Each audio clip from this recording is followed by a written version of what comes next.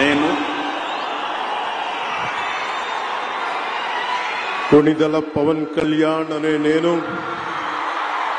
శాసనం ద్వారా నిర్మితమైన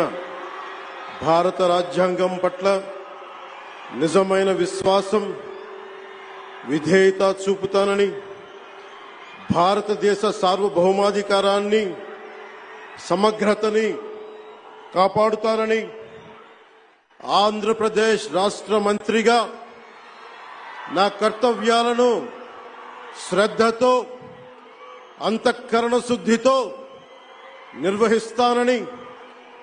భయం గాని పక్షపాతం గాని రాగద్వేషాలు గాని లేకుండా రాజ్యాంగాన్ని శాసనాలని అనుసరించి ప్రజలందరికీ న్యాయం చేకూరుస్తానని దైవ సాక్షిగా ప్రమాణం చేస్తున్నాను.